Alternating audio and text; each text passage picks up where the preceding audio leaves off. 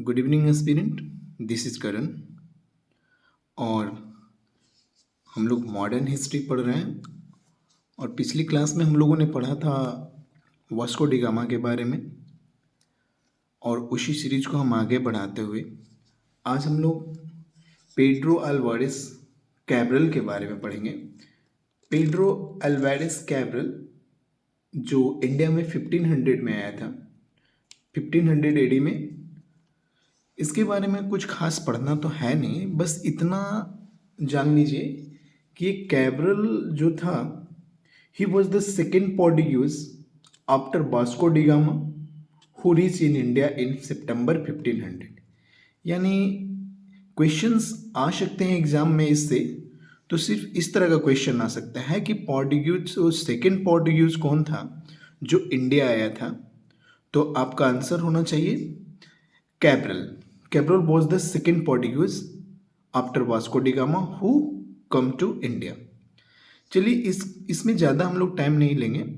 ये सिर्फ examination point of view से इम्पॉर्टेंट है कि ये सेकेंड पोर्टुगीज था जो इंडिया में आया था वास्को डी गामा के बाद। अब हम लोग इसी सीरीज को आगे बढ़ाते हुए आज हम लोग फ्रांसिस्को द अल्मेडा के बारे में पढ़ेंगे। फ्रांसिस्को द अल्मेडा, जिसका पीरियड है 1505 टू 1509, यानी 1505 ईस्वी से लेकर 1509 ईस्वी तक ये इंडिया में रहा था। और ही was the first Portuguese governor in India. India में ये पहला पोर्टुगीज का गवर्नर था जो पूरा टर्म, यानी कि 3 इयर्स का टर्म होता था गवर्नर का, वो पूरा टर्म कंप्लीट किया था। यानी 1505 से लेकर 1509 ईस्वी तक ये इंडिया में रहा। तो आज हम अल्मेडा के बारे में देख लेते हैं। तो Almeida was the first governor of Portuguese who remains for a term of 3 years। In 1505 he made the Cochin his headquarters.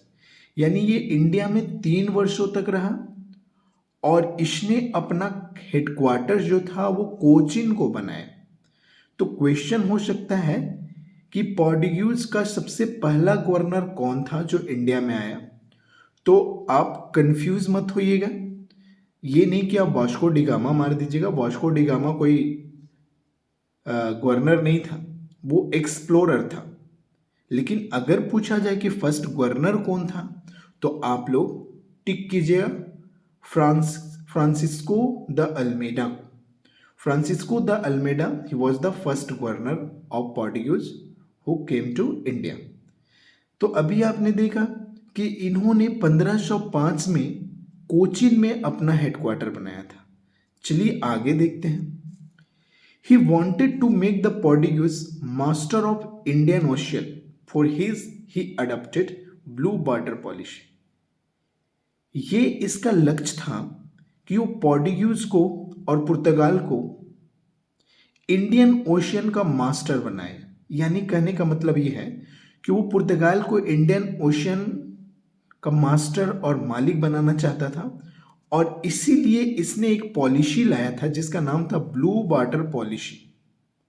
Blue water policy, इसको शांत जल की नीति कहा जाता है हिंदी में। तो यहां पे क्वेश्चन हो सकता है कि ब्लू वाटर पॉलिसी किसने लाया। तो आप साफ साफ टिक करके आइएगा कि ब्लू वाटर पॉलिसी जो था वो फ्रांसिस्को द अल्मेडा ने लाया था, जो पोर्टुगीज का फर्स्ट गवर्नर था जो इंडिया में आया था। चलिए अब आगे देखते हैं हम अल्मेडा के बारे में। अब हम लोग देखेंगे कि अल्मेडा के दौरान कितने बैटल्स लड़े गए। Under the rule of de Almeida, how many battles were fought in India. तो सबसे पहला बैटल जो था वो बैटल ऑफ चौल, जो 1508 ईस्वी में हुआ था। बैटल ऑफ चौल यानी चौल का युद्ध जो 1508 ईस्वी में हुआ, वो पोर्टुगीज और टर्की, इजिप्ट और गुजरात के अलायंस के बीच हुआ। कहने का मतलब पोर्टुगीज वर्सेस टर्की, इजिप्ट और Gujarat. Portuguese versus Turkey, Egypt और गुजरात, इसमें पोर्टुगीज का हार हो जाता है। अगर क्वेश्चन आए कि फर्स्ट ये जो बैटल ऑफ चौल हुआ था 1508 ईस्वी में, इसमें किसकी जीत हुई थी? तो एलायंस की जीत हुई थी, जो टर्की और इजिप्ट और गुजरात थे उनकी जीत हुई थी। हार किन की हो गई? तो पोर्टुगीज की हो गई। चलिए उसके बाद हम लोग देखते हैं बैटल ऑफ ड्यू।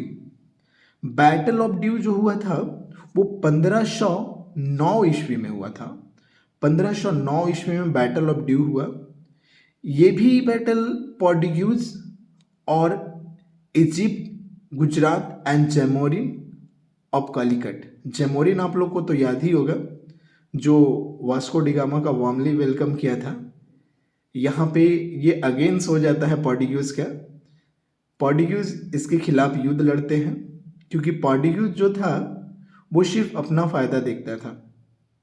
यहाँ पे कौन उसको वेलकम किया, कौन उसके साथ क्या बिहेव किया, उससे कोई मतलब नहीं था उसको।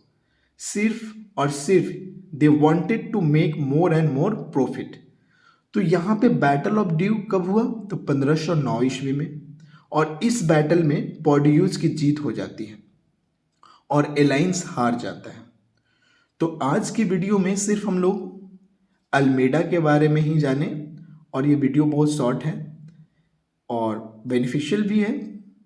तो इस वीडियो को ज़्यादा से ज़्यादा लाइक करें और सब्सक्राइब करें, ताकि इस तरह का सीरीज़ मैं लाता रहूं। चलिए, धन्यवाद।